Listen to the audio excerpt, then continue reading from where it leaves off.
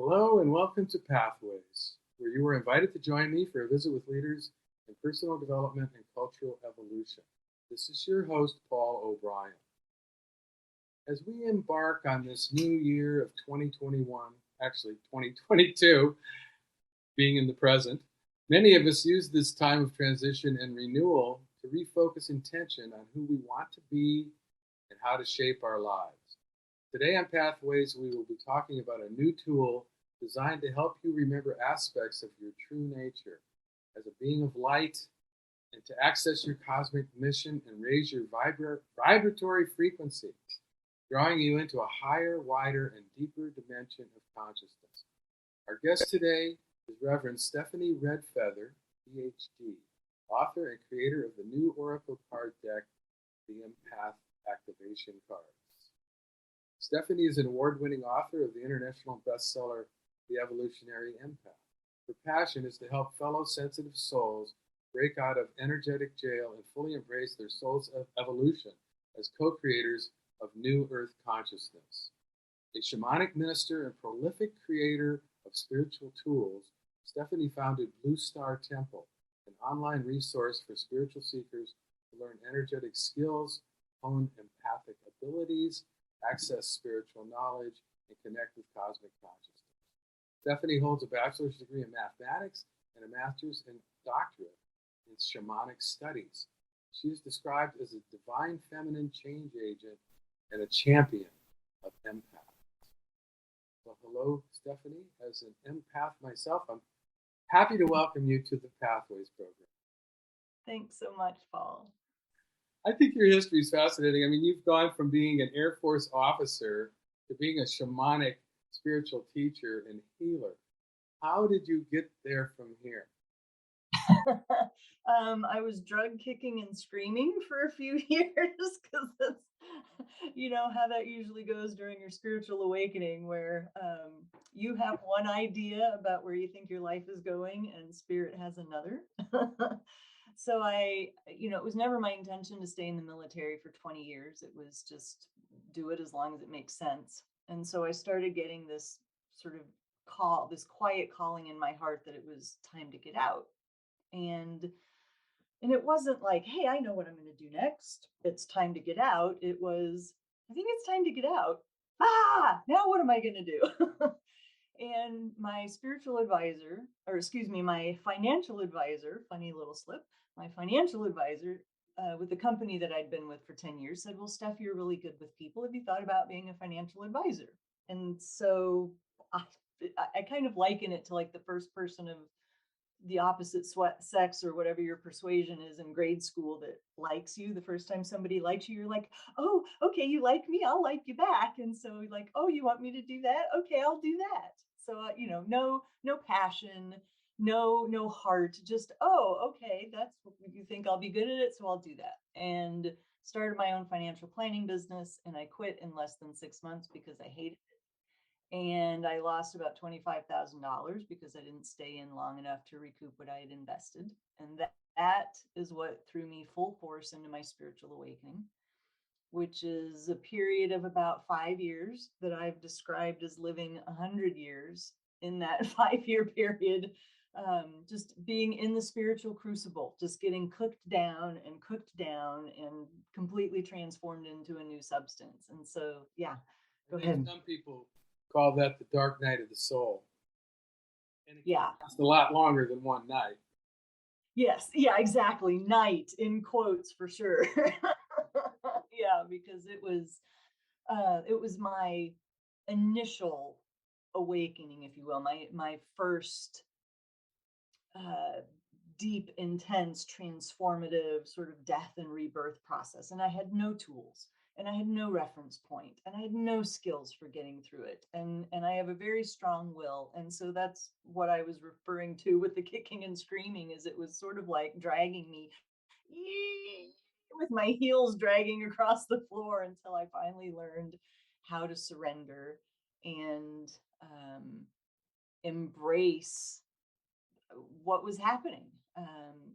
And so when I came out of the other side of the spiritual crucible, I realized that I had some nuggets of wisdom I had a language for what I was experiencing, the ability to make esoteric concepts kind of accessible. I have the ability to speak left brain and right brain, and um, I just felt compelled to help other people going through the same thing. It's like if I can make their time in the crucible shorter, easier, less painful, then that's what I was compelled to do. And so that's when I started my business 15 years ago. Now, did this transition, this 5 year period, did this wreak havoc on your relationships? It wreaked havoc on everything. Pretty much nothing looked the same entering and exiting. My marriage came apart. I moved, different location, different house, different car, different everything. Okay, so one of your new identities was to become a shaman. And I didn't even know there was such a thing as a doctorate in shamanic studies. But tell us about your identity as a shaman, and basically, for the audience's sake, what is a shaman? Right. Wide interpretation of what that means. But basically, if you look back historically at the, indigenous cultures, native cultures, the shaman or the medicine man or medicine woman, these were the people who, on behalf of the tribe, played several roles. They were the healers, often using herbs, whatever was around where they lived, engaging with the unseen realms. They were masters at entering into alternate states of consciousness to retrieve information, to either go into the quote underworld, if you will, or the inner world, to travel in the dimensions with the spirit guides and the ancestors. So they were there to help their community with health on a spiritual, emotional, physical level.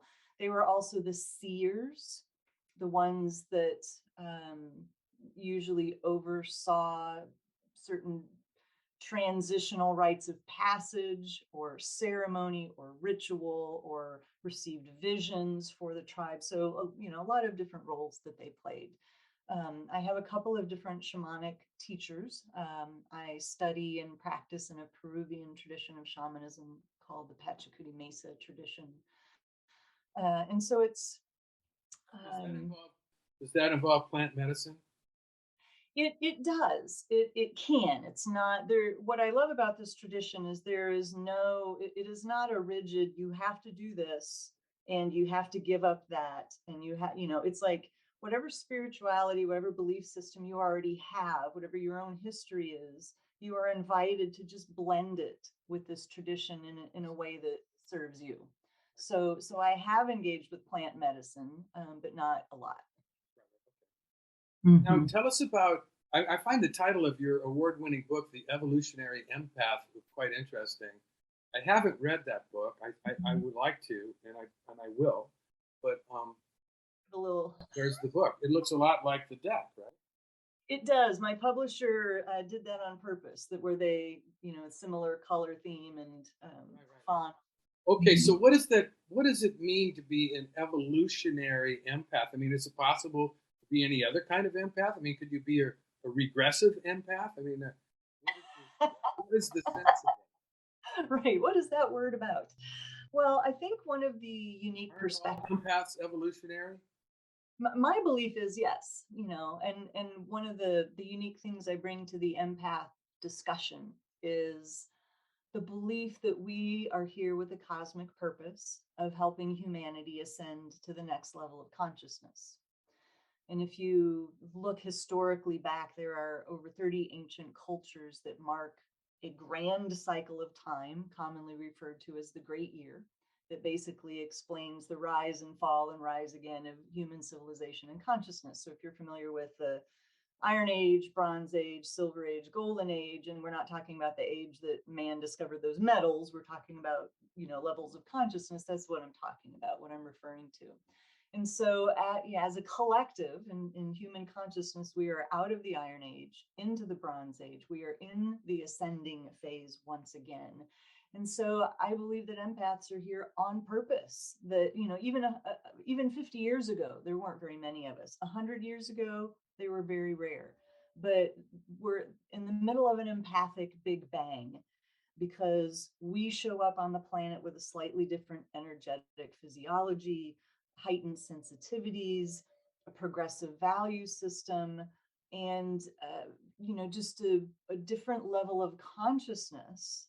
So that I believe it's on purpose, because there's so many of us that feel out of place, that feel like we were born at the wrong time, that we're misunderstood, crying out, why am I here, why am I so sensitive?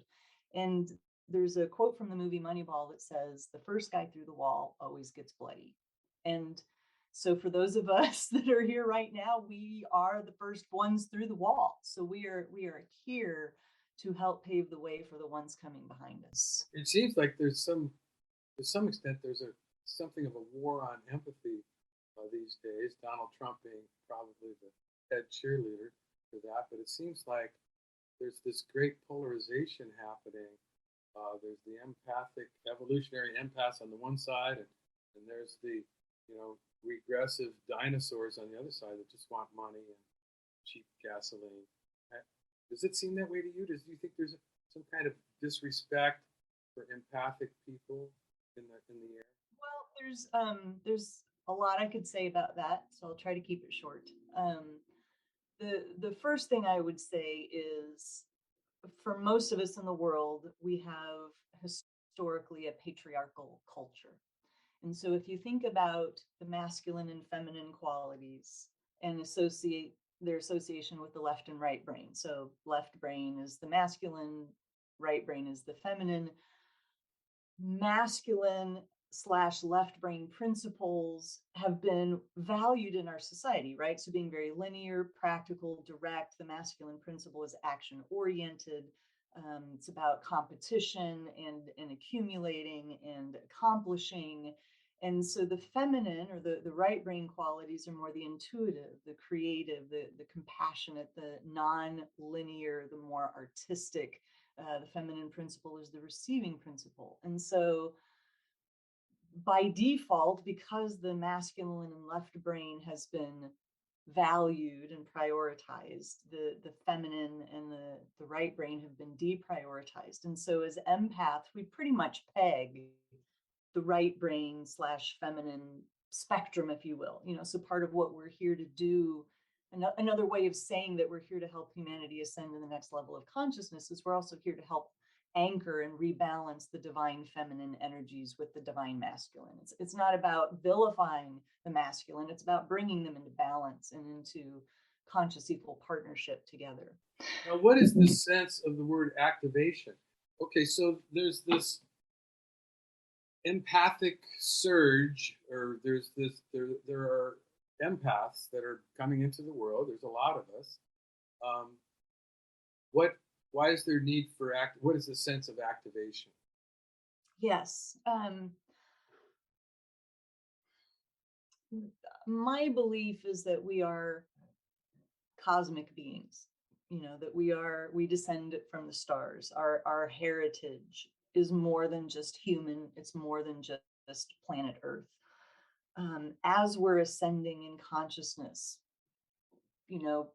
dormant DNA strands are getting turned on, things are getting, light codes are being activated in our bodies. We are almost literally, a switch is being flipped that's turning us on, causing us to remember who we are, to remember our magic, to remember our benevolence and right relationship to power, and our relationship to everything in the cosmos. And so the word activation and empath activation cards is really about consciously engaging the mystery, consciously engaging the universe, saying, I am here, I am ready as an emissary of light to be activated. Take me to the next level. I'm here, I'm ready. What is next for me? Okay. All right. And do you think, just to step back for a second, do you think that all people are equally endowed with empathic potential? My belief is that we're all born with that blueprint. And there's several things that affect how that expresses in our life. So obviously There's our soul choice, right, at a soul level to incarnate as an empath, but there's how we're raised in our family, the values of our family, what we're taught, the influence of our culture, society, teachers, church, how we internalize everything that's happened. And so right now, the general unfolding, if you will, for a lot of empaths is they're born an empath and they're not accepted, they're ridiculed, they're misunderstood. So they take those qualities, hide them deep inside, put on a mask to conform and be successful. And then at some point, 10, 20, 30, 40 years later, they have a crisis where they can no longer tolerate the dissonance between their authentic self and the self that they're presenting to the world. All right, so let's talk about Empath Activation Cards, the 44 card deck and guidebook, which you've just recently come out with. I'm very familiar with divination systems, and I know that this can be used as a divination system, but I also understand that it's got an initiatory aspect to it. And I want to just kind of cover both of those. But how did you come up with the archetypes, the set of archetypes with 44 cards? In Tarot, we have 78 cards. The I Ching's got 64 hexagrams. Your deck's got 44 cards, and they're beautiful. By the way, I love playing with it. Thank you. I like the art. Did you do the art too? I did. I'm also the artist. I know, that's just so amazing, and I think it's brilliant the way that you characterize these archetypes in a visual form. But how did you come up with these archetypes? And would you say it's a balanced set of archetypes? Are there dark, shadowy ones? You know, like you have in Tarot, you've got the the Hanged Man and the Devil, and all various kinds of difficult archetypes. Same thing in the I Ching. You've got some tough. Do you have any tough ones in here? No, because my approach is the tough the tough part is our lives. Right? And so my intention with these cards was to create positive messages. Now they might be direct messages, like some of them may say, hey, you need to do this, or you should look at that because something is out of balance for you. But I don't consider them to be dark in kind of the traditional sense. Okay. The number 44, honestly, so, excuse me, some of it was just a practical matter of how much time I had to complete the work before sending it to my publisher. So I kept tuning into my spirit guides because I know I work with a lot of oracle cards. I have probably at least 25 or 30 decks, and 44 was always the lowest amount that I'd seen. I think 78 was the highest. And so I'm like, well, let me start with 44, because also painting all of the art along with writing all of the messages was a very intense process. And I kept checking with my guides, and they're like, no, it's 44, it's 44. And the way I came up with the archetypes of the titles, honestly, I had a list. I would just get inspiration. Oh, we got to talk about this. Oh my gosh, this wants to come through. This wants to come through. And then as I started the work, they just sorted themselves out. And some of them would combine together, and others would say, no, I'm not relevant anymore. Or it was amazing where the inspiration come from. I'd watch an episode of Ancient Aliens and something would come up, and I'm like, that needs to be a card. And so it was this magical process with spirit, and the 44 cards emerged. But it's not just 44 cards, it's 4 initiatory paths. Yes. It's another dimension that you normally don't see in a card deck. And so tell us about these 4 paths and how they fit together and how they could be used. Self-guided initiation into the mysteries of higher consciousness. Yeah.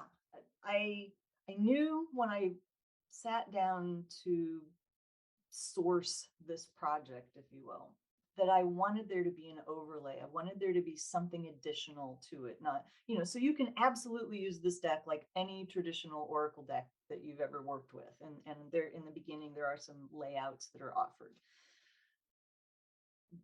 And I didn't really know what that was. I mean, this is just an insight into my creative process. Is I don't know everything that's going to happen at the beginning. When I sit down day one and start to create, I don't know half of what's going to come through. A lot of it happens in the process of just doing it. And so as I got about 75 to 80% through with the images and the artwork, I realized that they wanted to organize themselves into 4 groups of 11. And what was amazing is when I took all of the original art is on 8 by 10 canvas. And so I took all these 8 by 10s and spread them out on my bed so I could see them all at once. And they just told me, they're like, these go together, these go together, these go together. And then I was just downloaded, if you will, that this is meant to be, this can be kind of a self-guided launch sequence in a way.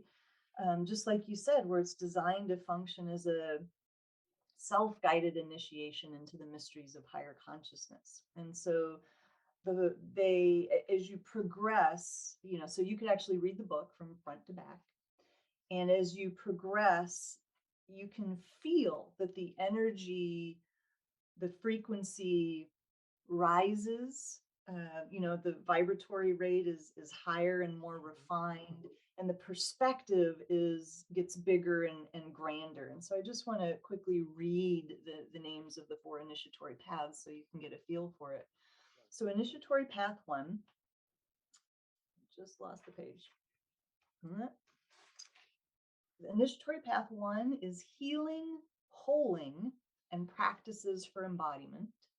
So it's, starting out in the 3D, rubber meets the road, human existence kind of level with the physical existence. Initiatory path 2 is light body expansion and tools of mastery over your perception and experience. Initiatory path 3 is activating higher consciousness, the astral plane, and tools of multidimensionality. And then the 4th and final path is cosmic mission, star relatives, and your power as co-creator with divinity. And so you can tell just by listening to the description and feeling the energy of those that there is this progression. Okay, cool. And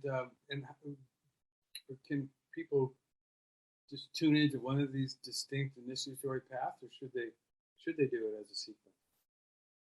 I completely leave it up to the wisdom of the person holding the deck. Whatever your guidance says, do that. There's no wrong way to use this, because that's part of my prayer when I sat down to write every message and paint every image was, let me be a channel, let me be a pass through, praying over these cards so that when whoever's hands they ended up in, they brought the activation, right, the highest possible message, encouragement, validation, clarity for that person. And so I trust that person's process. Okay. Now, also, as we mentioned earlier, the deck can be used for divination, and each card, as it's written up in the book, includes some kind of activity or ceremony or incantation. Please describe that for us. Yeah. Like I said, I have a lot of oracle decks, and so there's certain ones that I use more often, or I really appreciate how they're laid out. And so I have enjoyed oracle decks I've used that include a message plus something else. And so this plus something else is a way to start to embody the message or to work with it, to bring it into your body, into your sphere. And so, it could be a written exercise, it could be some kind of guided ceremony or ritual. But my favorite part, of the whole experience, because like I said, when I sit down day one, I don't always know what's going to happen, are the incantations, which are basically poems that are meant to be spoken aloud in a declarative way. And as I was working with an early message, this poem just started coming through. And honest to God, I would read it and just cry, going, oh my God, I can't believe this. I can't believe this came through me. And so about half of the oracle cards have incantations as part of their additional piece to supplement the message. I love it. It's a great product, and I'm somebody who's very familiar with Oracle decks, and I really like it. It's such a novel approach, and it's got that extra dimension of the initiatory path. And I wish we had a lot more time to talk about it because, as it says in the book, the deck draws on quote ancient wisdom stored in your soul's memory from enlightened times. Wow, it's so true and it's so beautiful. And thank you so much for being on the show today, Stephanie. I wish we had more time to explore.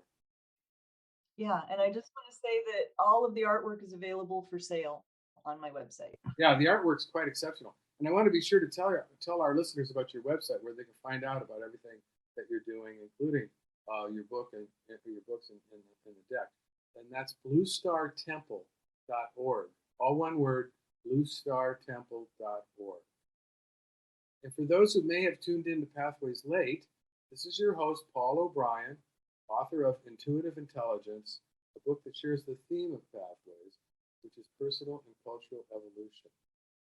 Now, don't worry, you can play or share this interview whenever you want via the internet or as a free podcast, and I'll tell you how in a minute. Today, we've been visiting with Reverend Stephanie Redfeather, author and creator of Empath Activation Cards. And I want to say thank you to all of our listeners for tuning into Pathways, which is broadcast and streamed on the internet at www.kboo.fm every other Sunday morning at 8:30 USA Pacific Time. And even better, podcasts of today's show, which you can listen to and forward to others, are available for free at divination.com. That's spelled D-I-V-I nation.com, as well as via iTunes, my YouTube channel, and other free podcast servers. This is Paul O'Brien reminding you to tell your friends about Pathways Radio and podcasts. And thanks again to Stephanie Redfeather and to all of you listeners for tuning in and being a part of the Pathways conversation.